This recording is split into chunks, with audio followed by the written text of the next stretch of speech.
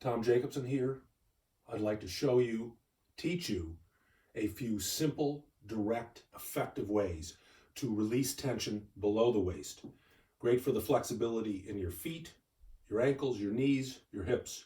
These are simple movements. You can reduce the range of motion and make them smaller or make the ranges of motion bigger depending on where you are. Some of these you can do while you're waiting in line somewhere, while you're working, while you're standing. You can make some of these very small movements. So smaller movements are often better than bigger movements with this, and the idea is to keep things loose. So you want to maintain not locked straight legs, but the potential, even if your legs are straight, you have the potential to bend. So it's as if we were going to dance or do a sport. You have the potential to be mobile even when your legs are straight. First of these positions is feet parallel. So you look down and see that the toes are the same distance apart as the heels, if that's comfortable for your knees. You want to modify this at all times. If you have knee pain, change something. If you have ankle pain, change something. Foot pain, same thing.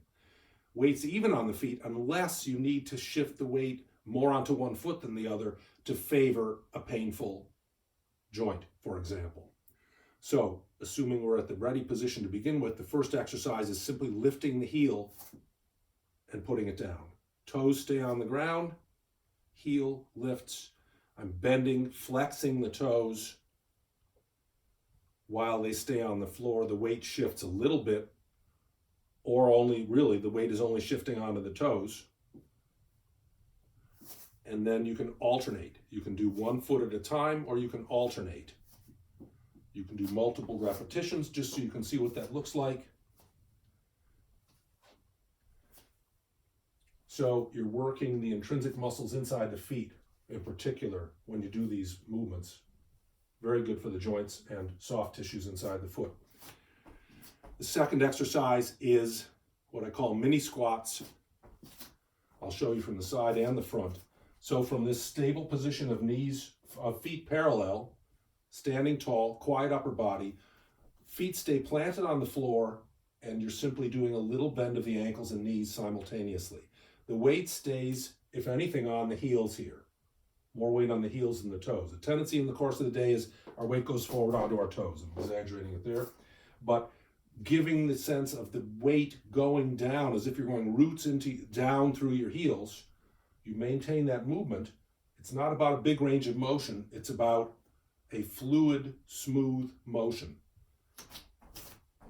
If you have a knee that hurts and you don't like, for whatever reason, it doesn't appreciate the bending, you can put more weight.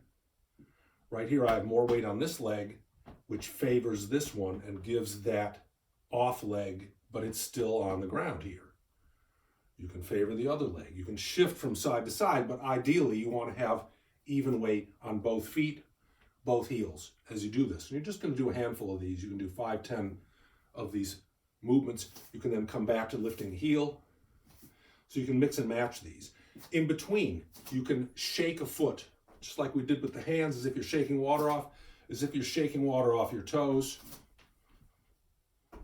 Helps release tension in the lower legs. Just a few shakes. So we've got the heel lifts, the mini squats.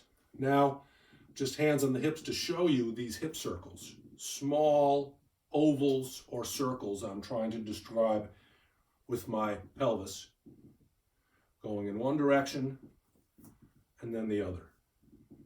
The weight will shift on the feet as you do this movement. The knees and ankles will bend.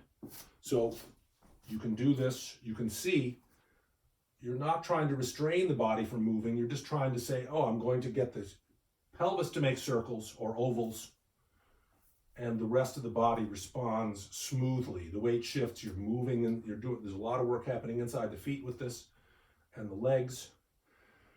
You can also do this, then same idea, hip circles, but this time focus on the knees making circles.